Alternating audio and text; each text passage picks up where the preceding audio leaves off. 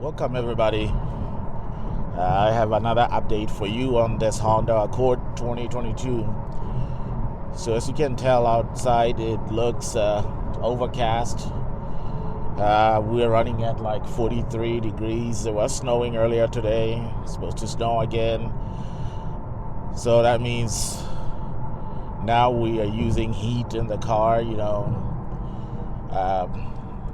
trying to get accustomed to this heated seats idea. It's not bad, but to me it's a little bit silly. But anyways, I wanted to show you something interesting. I was hoping the traffic will allow me, but basically there's this technology here. All right, I want to talk about this technology right here, and I believe it's called lane assist. So we're going to talk about that. I'm going to show you how it works. Here's an example. I'm going to turn this on and you'll see what happens on the dash. See, the light is on, and basically what that allows me to do is let go of the steering wheel, and the car stays in the lane. This is what's happening. The car stays in the lane, and I don't have to put my hands on the steering wheel, which, I mean, obviously that's probably against the laws here, but I gotta change lanes here, so I'm gonna have to take over, and then I will show you more of what you can do with this. But as it is now, it's still doing pretty good, but I'm gonna take over.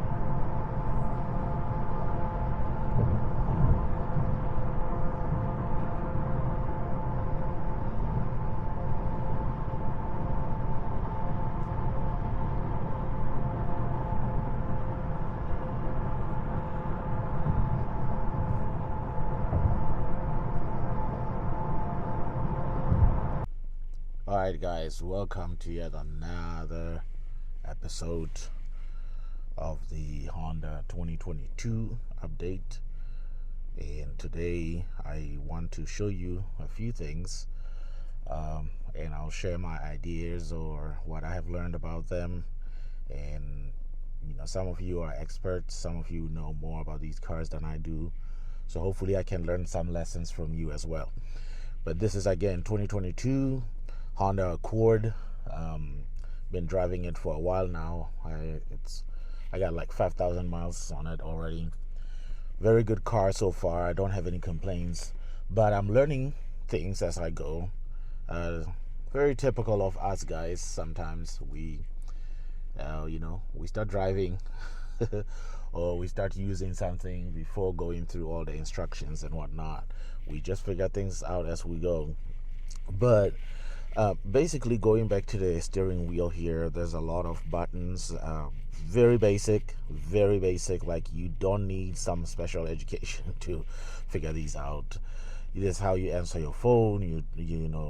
Drop your that's how you communicate here, obviously answer your phone, drop your calls on this side. And this is where I'm really interested in discussing with you today. So this section here, you know where your cruise control is. And again, with the cruise control, it's very interesting how you could actually set it up to where you don't have to keep hitting the brakes. The vehicle will do that for you.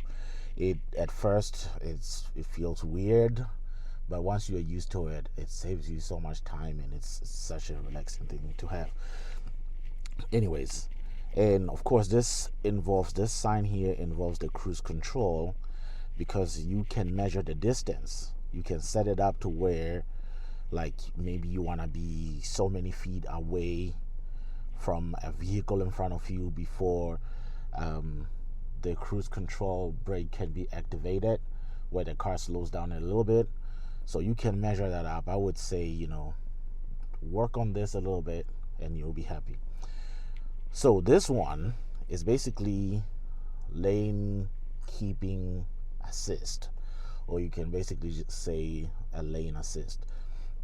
What it is basically is, it's not the same thing as, like, because when you're driving these Hondas and you're getting off your lane, they will automatically try to, like, bring you back in your lane, which can be annoying, especially if you're one of those people who change lanes without using your signal, because then it will register. So sometimes you feel the force, like the car is trying to get back on the lane and you're trying to move out of that lane. So that can be frustrating. It takes some time and some common sense practices to get used to that. So this sign here, what it does is, if I press it like this is what happens on the dash. You see back there, let me see if I can zoom in. There we go.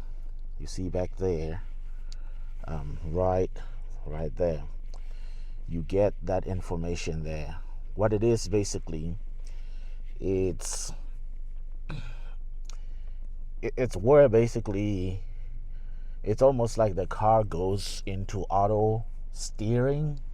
I don't say I mean, I guess autopilot, you can say that. But the difference is, like, you are not necessarily, like, you might still have your foot on your gas.